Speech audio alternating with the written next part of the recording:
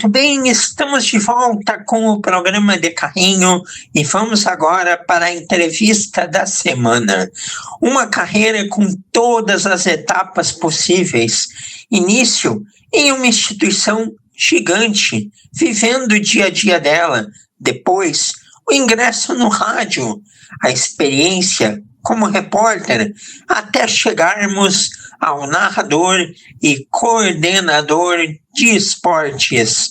Estamos falando de Rafael Pfeiffer, jornalista que trabalha na Rádio Guaíba. Boa tarde, Pfeiffer. Que prazer em lhe receber aqui no programa de carrinho. Tudo bem, é um prazer estar com vocês, é uma alegria, quero agradecer de imediato o convite e vamos bater um papo, vamos falar bastante coisa aí, porque é interessante a gente falar sobre carreira, falar sobre rádio, falar sobre tudo. Vai ser uma alegria conversar contigo. Vai ser um bate-papo muito gostoso, Pfeiffer, e vamos iniciar falando do teu início na comunicação. O que te levou a trabalhar neste meio? E como tudo se destrinchou para você ter a chance de fazer parte da comunicação do Grêmio? Você ficou de 2001 até 2012 no clube, não é? Entrei no Grêmio em 2001, fiquei até 2012. Na verdade, tudo começou quando eu entrei na faculdade, eu já entrei querendo fazer rádio. Sempre fui um ouvinte de rádio, principalmente voltado para a área esportiva, mas eu entrei na faculdade em 2000, né, e eu já ia para a faculdade ouvindo os programas de rádio e voltava ouvindo os programas também da noite. Então, para mim, era uma questão que não tinha como fugir. Mas quis o destino que eu começasse a minha carreira, de fato, na assessoria de imprensa do Grêmio. Até é curioso, porque faço parte de movimentos da Igreja Católica, sempre participei, e eu sou músico, e eu fui convidado por um padre, amigo meu, naquela época lá em 1999, o falecido padre João Tadeu. Ele me convidou para ir tocar nas missas que tinham no Grêmio, né, porque ele tinha assumido como capelão do Grêmio naquela ocasião e me convidou para tocar nas missas com ele. Então, todo domingo de manhã eu ia tocar lá na capela do Grêmio. E aí acabei conhecendo as pessoas do Grêmio, enfim. E aí, em determinado momento, em 2001, eu já estava na faculdade, mas não fazia estágio ainda, eu trabalhava num shopping aqui em Porto Alegre. Eu trabalhava no shopping durante o dia e ia para a faculdade à noite.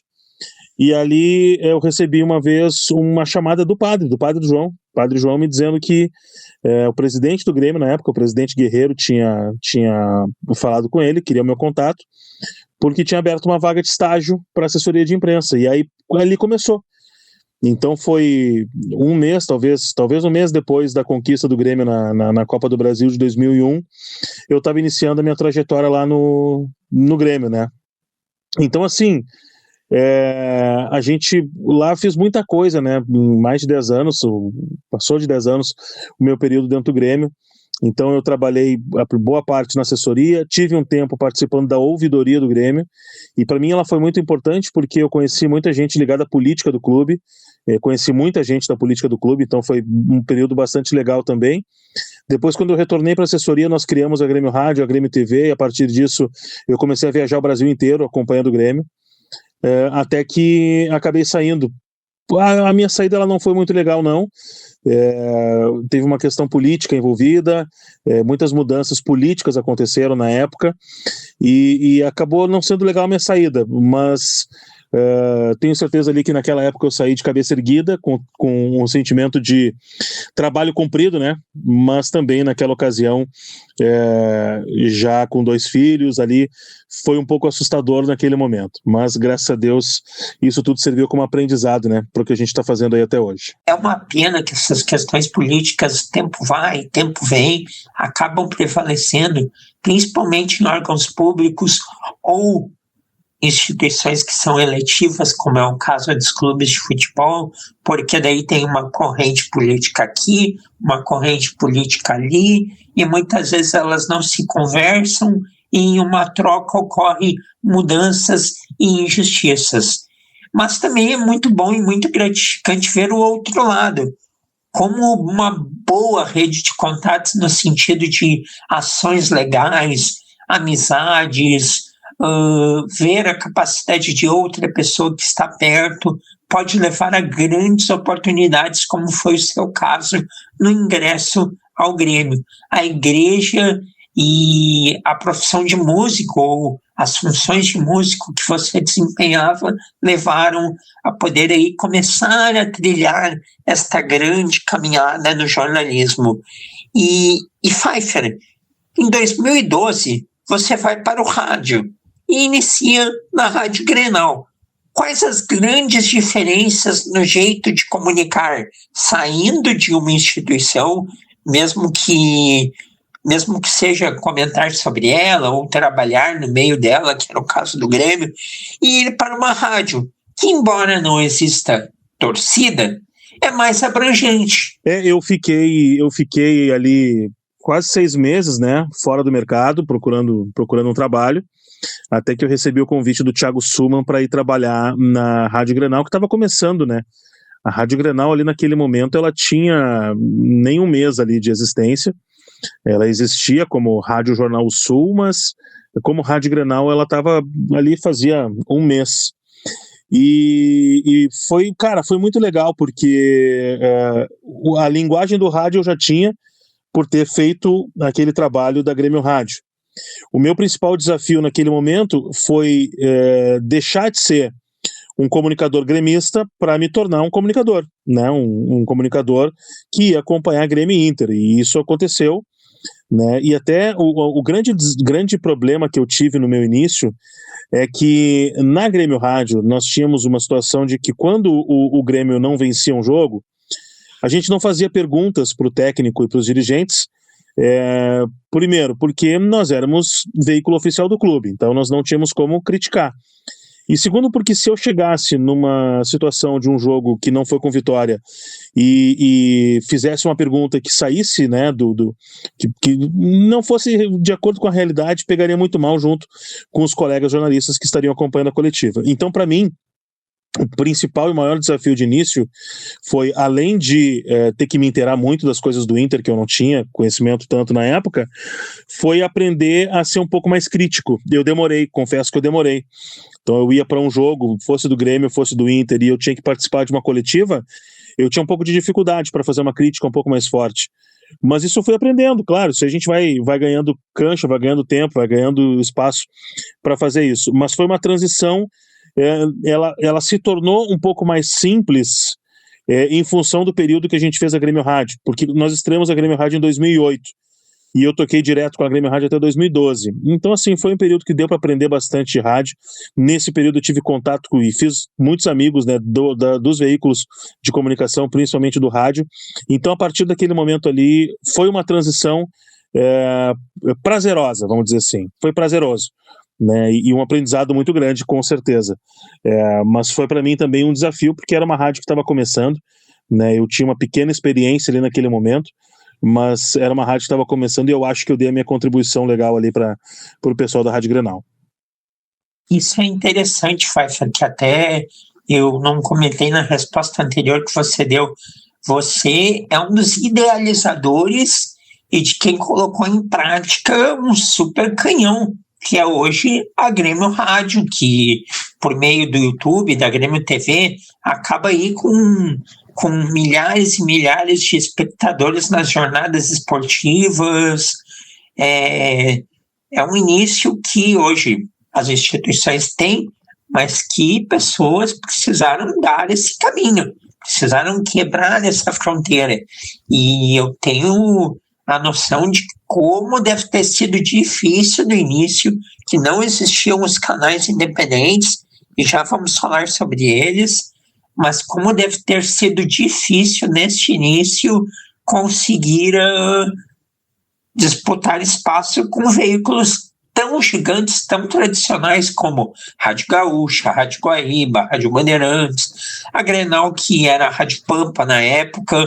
Então é legal ter isso no currículo, e que bom que você teve, E claro que tem essa questão de ser institucional, e por mais que exista hoje já uma possibilidade de abrir leque assim para pontos que precisam melhorar, é óbvio que veículos institucionais não podem, por vezes, dizer coisas que precisam ser ditas dentro da comunicação sobre o que está sendo feito pela instituição, porque não é que seja para prejudicar a instituição, mas, por vezes, externar algumas coisas que o jornalismo pede, exige, não é bom naquele momento internamente para o local. Então, o jornalista é jornalista e o clube é o clube. Quem está no clube defende as coisas do clube. E Pfeiffer, de 2013 até hoje, chegamos ao período de Rádio Guaíba. Que balanço você faz das experiências de mais de uma década na rádio? De setorista a narrador, e agora coordenando toda a equipe de uma rádio que é histórica. Olha, eu posso dizer que nesses pouco mais de 10 anos que eu estou aqui na Rádio Guaíba, eu posso dizer que eu passei por todas as etapas, né? Principalmente na minha situação pessoal. Porque quando eu recebi o convite do REC para vir trabalhar aqui, foi na metade de 2013, foi junho de 2013, que eu recebi o convite do REC para vir trabalhar aqui na Guaíba. Ali quando eu cheguei na rádio, eu ainda não tinha feito o meu caminho, o meu nome com o grande público. Então eu tinha 6 repórteres na minha frente, sabe? Então eu era o 7º repórter da equipe da Guaíba. Fazia o setor durante a semana, fazia algumas viagens, mas eu não estava nos grandes jogos. E eu demorei para estar nos grandes jogos, sabe? Eu demorei para fazer um Grenal no campo, eu demorei para fazer uma decisão de campeonato no campo. Então, e tudo isso teve que ter um período assim meu de amadurecimento, de não desistir, de botar na cabeça que a minha hora chegaria. Não é fácil, é muito difícil. E como eu também queria narrar alguns jogos, eu tive muita dificuldade no início, assim, as possibilidades elas não chegavam para eu narrar. A possibilidade grande para eu narrar acabou chegando em 2016, quando a Guaíba resolveu acompanhar o Brasil de Pelotas na Série B do Campeonato Brasileiro. Ali eu narrei praticamente todos os jogos do Brasil. E para mim foi um período maravilhoso também. Mas ali com o andamento, com a experiência, com o trabalho, sempre trabalhando forte, eu fui conquistando meu espaço, né? Então, de 3 anos para cá, eu acabei me tornando um dos principais repórteres da emissora, acabei ficando com programas fixos para mim. Primeiro o Concentração, que era todo domingo de manhã, depois o Repórter Esportivo, todos os dias. Então, assim, fiz grenais em Goleira, fiz finais de campeonato em Goleira, e até que surgiu essa possibilidade, né, de coordenar a equipe, né? Então, acho assim, eu passei por todas as etapas. Foram 10 anos de um aprendizado, de amadurecimento, e principalmente de escuta, né? De saber escutar os mais velhos, os mais experientes, de saber absorver tudo aquilo que eles têm para nos passar. Então, para mim, foi um período bastante interessante, de aprendizado muito, muito importante para eu poder chegar onde eu cheguei hoje aqui como coordenador da rádio. Narração esportiva, na sequência, a gente vai falar especialmente desta parte aí da tua profissão, mas antes, quais os grandes desafios da comunicação atualmente para um veículo tradicional como a Guaíba? Pois sabemos que é um mercado muito competitivo, onde além do poder do Grupo RBS, existem outros veículos, e especialmente os veículos independentes que tanto vêm ganhando espaço, não é, Pfeiffer? Cara, tu não faz ideia de como a gente tem desafio, né, nesse momento atual. Os canais independentes, que mudou a maneira de fazer jornalismo, mudou, né? Então hoje esses veículos independentes, esses veículos de internet, eles chegam com uma linguagem deles e levam um público que daqui a pouco se interessa pela maneira deles fazer, e acabou levando muito do público do rádio também. Então a gente tem que ter o desafio principal, a gente manter a tradição, porque a Rádio Guaíba é uma rádio que ela preza muito pela tradição, pela sua história. Então a gente tem um desafio muito grande de manter isso que é a tradição, né, da Rádio Guaíba, mas também tem que ficar atento ao que está acontecendo, tem que saber dialogar com esse público também. E não é fácil, não é nada fácil saber dialogar e entrar a dialogar. E principalmente quando tu tem de um outro lado, como principal concorrente, o Grupo RBS, que é um canhão, é muito forte em todos os seus aspectos, em todos os seus braços, e eles estão conseguindo, né, com o poderio econômico que eles têm, eles estão conseguindo abraçar todas essas linguagens. E nós aqui na Guaíba, a Guaíba que passou por um período de reestruturação muito forte, teve uma queda muito grande em determinado momento, e a gente está aqui num trabalho para tentar reconstruir isso.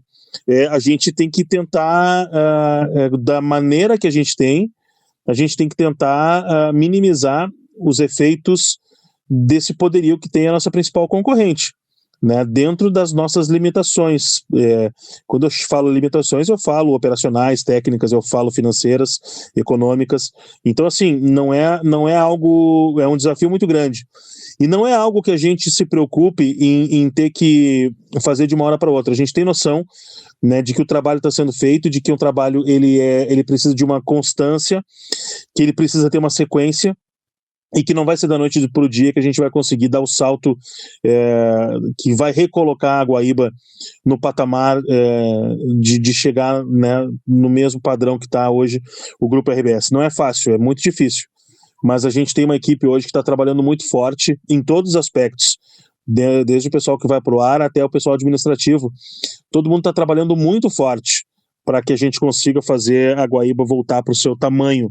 Mas não é um desafio fácil, não, ainda mais com esse novo modo de se comunicar, e que o público gostou muito. Então a gente tem que se adaptar, mas ainda respeitando e preservando a nossa história. É interessante citar essa questão da limitação, porque, por exemplo, se a gente liga o rádio em uma jornada esportiva, a Gaúcha está tendo a sua transmissão, a Guaíba está tendo a sua. Estão analisando, contando o jogo, aí não há diferença. Qualidade tem lá, tem cá, isso é igual. Só que a diferença está nos detalhes e na estrutura para fazer todo este trabalho. Porque hoje as pessoas não ligam apenas o rádio e ficam sentadas ouvindo. Não, hoje tem as multiplataformas, que aí o poder econômico, para fazer elas serem melhores e mais desenvolvidas, faz muita diferença, não tenha dúvida. E fora as questões econômicas de deslocamento, de estar no local, é muito detalhezinho que dá esse grau aí de que existe um distanciamento. Não é a qualidade do profissional, tanto que o Grupo RBS, por exemplo, e eles continuam buscando profissionais nas outras emissoras, porque são muito bons. É realmente a questão logística interna de estrutura e de conseguir oferecer melhores condições. E os veículos independentes é a mesma coisa. Eles vêm aí com essa linguagem diferente, atraem anunciantes e conseguem um investimento grande, até porque é muito mais fácil investir em um canal independente do que uma rádio, não é? Pelo número de funcionários, o número de estrutura que precisa, a quantidade de estrutura que precisa, a questão de que as responsabilidades até, enfim, fiscais, empresariais, de contratos de trabalho são muito diferentes. Então, o que eu acho importante a gente ter em mente é que precisa continuar valorizando muito o jornalismo tradicional e a história desses veículos. Temos que trabalhar, lutar e potencializar elas. Estamos aqui com Rafael Pfeiffer, jornalista da Rádio Guaíba, batendo papo e trocando ideias. E Pfeiffer, você comentou anteriormente sobre a narração esportiva, função aí que você ocupa desde 2016, e é algo que você sempre quis fazer. Fale mais sobre ela, como está essa função. Quarta-feira você narrou aí a estreia do Inter no Gauchão, não é? Eu tive a chance de narrar o empate na estreia do Inter contra o Guarani, na estreia do Campeonato Gaúcho. Hoje eu sou o terceiro narrador aqui da emissora, né? A gente tem o José Aldo Pinheiro e o Orestes de Andrade. O Orestes está de férias, né? E até possibilitando que eu estivesse aí nessa abertura de Campeonato Gaúcho. Mas é algo assim, não é que eu sonhei, mas eu projetei. Como eu falei, eu sou apaixonado por rádio, sempre quis trabalhar em rádio. Me vi muito mais como repórter do que narrador, mas foi algo que aconteceu, né? Não foi algo que eu tipo, lutei a vida toda, mas eu imaginei como um caminho que poderia acontecer. Então eu fui construindo isso aos poucos, né? No Grêmio, eu comecei narrando lá na rádio do Grêmio os jogos primeiro das categorias de base, fui gostando, fui trabalhando, fui me aperfeiçoando. Tenho muito ainda a melhorar, né? Eu acho que eu tenho uma possibilidade ainda de crescimento muito grande, né? Eu sempre digo, eu estou com 44 anos, eu ainda tenho muita coisa para fazer dentro do jornalismo, né? E eu tenho uma certeza de que a narração ela vai se tornar ainda uma situação de uma função especial para mim. Ainda tenho essa questão da narração, da reportagem hoje, ainda vou fazer alguns jogos no campo, mas essa transição ela está acontecendo de forma natural e gradual. Vai chegar um momento, sim, que eu vou ficar só com a narração e com a apresentação, mas por enquanto eu vou dividindo isso com a reportagem. Mas o caminho é para que em breve, muito em breve, eu fique só com a narração e com a apresentação, e é algo que me completa, sim. Eu gosto muito disso e tenho certeza de que eu tenho muito para contribuir ainda nesse sentido. E tu tem aquilo que é essencial, a voz do rádio. Tem a voz do rádio, o timbre certo, todas as ferramentas do mundo para ter muito sucesso na profissão de narrador. E vamos agora falar de futebol, Pfeiffer. Anima ou preocupa o início da dupla Grenal na temporada?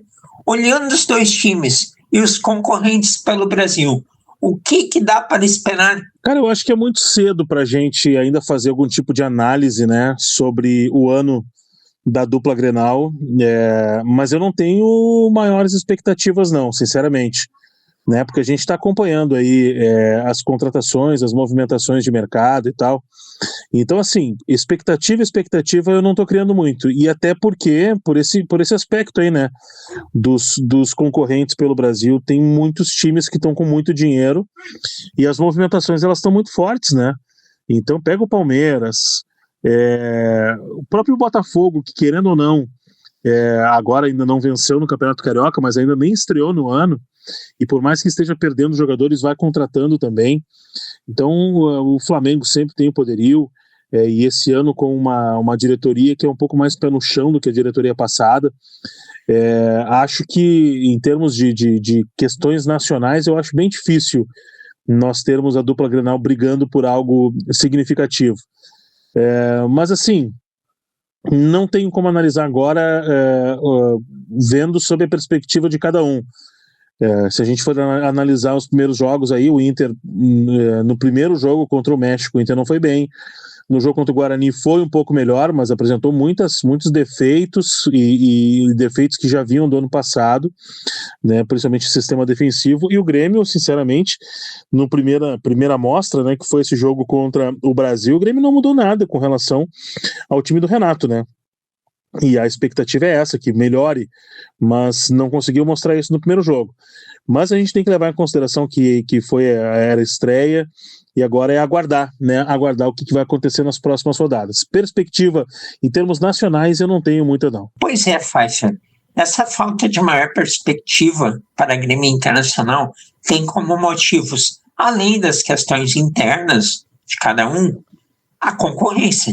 E muito dessa concorrência hoje é estimulada pela SAF. E qual a sua opinião sobre esse tema? É possível no universo de Grêmio Internacional existir uma corrente que possibilite discutir este tema e até introduzir essa nova forma de gestão? Eu acho que SAF é algo que tem que ser muito bem discutido. SAF não é salvação. Muitos clubes estão vendo isso. Vem a questão SAF mais para tentar acabar com dívidas, mas não é isso, né? Vai muito além, vai muito além. Muito se falou já em dupla Grenal sobre profissionalização no primeiro momento. Essa profissionalização dificilmente ela sai do papel. Nas primeiras crises ela acaba virando algo político de novo. E em termos de profissionalização no tamanho de SAF, acho que Grêmio e Inter não estão preparados para esse assunto ainda. Grêmio e Inter ainda são dois clubes muito conservadores nesse aspecto, né, com as questões de conselho, os próprios quadros associativos. Dificilmente os quadros associativos de Grêmio e de Inter aprovariam um modelo de SAF. Não sei se Grêmio e Inter estão preparados para isso. É claro que tem modelos que já comprovaram que são muito bons, né, e o modelo Botafogo é o exemplo mais recente disso. O modelo Palmeiras, apesar de não ter uma oficialização como SAF, ele acaba sendo, e mostrou que é possível se fazer. O modelo Bahia é um modelo para o tamanho, para as perspectivas do Bahia, ok. Fortaleza também é um modelo SAF, que também para as pretensões, ok. Mas a gente vê Vasco, a gente vê Cruzeiro agora contratando inúmeros jogadores com dinheiro de SAF e não conseguindo, contratando jogadores de peso, mas com uma idade avançada. Atlético a mesma coisa, Vasco então nem se fala. Então vai muito além da discussão SAF, vai muito além disso, é saber qual é o tamanho daqueles, e o tamanho da capacidade daqueles que vão adquirir, né, esse formato. Então, assim, pelo conservadorismo do futebol gaúcho, eu acho muito difícil isso acontecer aqui no Grêmio Inter nos próximos anos. Sabe, Pfeiffer, o Cruzeiro, eu acho assim, o maior case, porque, ok, a gente pode dizer que uma SAF deu certo, mas quando menos se espera, ela pode ser vendida e vir um outro grupo e aí tudo dar errado. O Cruzeiro pode ser o maior case. O Ronaldo pegou um clube falido, quebrado, reestruturou, reorganizou a instituição, colocou na Série A e vendeu. Vendeu para cruzeirenses, fanáticos que amam o clube, mas que são da linha de gastar. Gastar, gastar, gastar. Encheu de jogadores veteranos. Vamos ver no que vai dar isso. Vamos ver. Não estou muito confiante com o Cruzeiro, não. E, Pfeiffer, saindo um pouco do futebol gaúcho, temos jogadores aí se destacando em clubes como o Barcelona e Real Madrid, Rafinha, Vinícius Júnior, Rodrigo, sendo protagonistas. Como transformar isso em uma seleção brasileira mais forte do que vem sendo? Sabe que já há alguns anos eu sou, digamos aqui na Guaíba, o narrador meio que oficial, né, da seleção brasileira. Então é um produto que eu gosto muito. Me agrada muito a seleção brasileira. E me agrada ver jogadores como Vini, como Rodrigo, como Rafinha sendo protagonistas nos seus clubes na Europa. Mas precisa muito mais do que isso, né? Eu ainda sou um cara que defende o Neymar como estrela para a próxima Copa do Mundo, mas eu acho que vai muito além disso. Por exemplo, eu vejo que não é Dorival o técnico para a seleção brasileira. O Dorival é um bom técnico para clube, para um projeto onde ele vai ter o dia a dia, e isso ele faz com maestria. Agora, para um projeto que os caras se reúnem a cada 3 meses, a cada 2 meses, enfim, ou vai para uma competição um pouco mais longa, se reúnem talvez 15 dias antes, não é Dorival o cara certo para isso.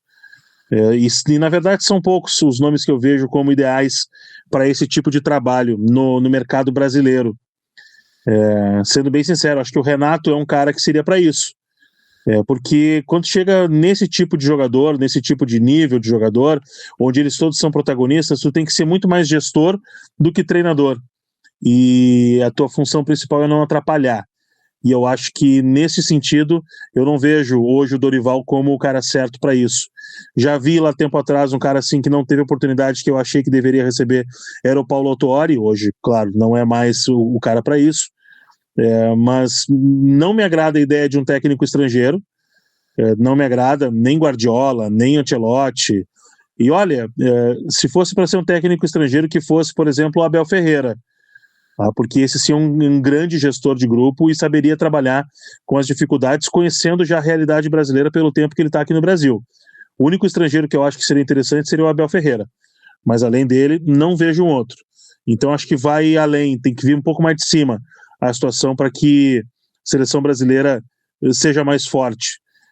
Jogadores tem, não em todas as posições, mas jogadores têm. E acho que teria que ter um treinador que potencializasse isso. E não vejo o Dorival como sendo essa figura. Penso parecido contigo, Pfeiffer, e não sei se o Dorival chega na Copa do Mundo. Estou achando que vai depender muito do que as eliminatórias mostrarem ali até junho, julho, agosto. As coisas vão se definir. Bom, Rafael Pfeiffer, jornalista, narrador, apresentador, repórter, coordenador de esportes da Rádio Guaíba, muito obrigado pela sua participação, por ter aceito aí de prontidão nosso convite. Sucesso na sequência do ano, tanto seu como da Rádio Guaíba, uma rádio histórica do nosso estado. Abração e até uma próxima. Eu quero agradecer, né, a possibilidade de falar um pouco aí sobre a minha carreira, falar um pouco sobre o futebol, falar sobre rádio. É muito legal quando a gente é convidado para bater um papo sobre isso. Daí a gente acaba podendo sair um pouco das questões do nosso dia a dia também, né? E é muito legal a gente poder bater um papo sobre isso, coisa que a gente gosta. Desculpa se me alonguei e agradeço aí a possibilidade de contar um pouco aí da história. Tá bom? Muito obrigado, um grande abraço a todo mundo aí. Valeu, grande abraço, foi muito legal. Rafael Pfeiffer, jornalista, o entrevistado desta semana aqui do programa De Carrinho.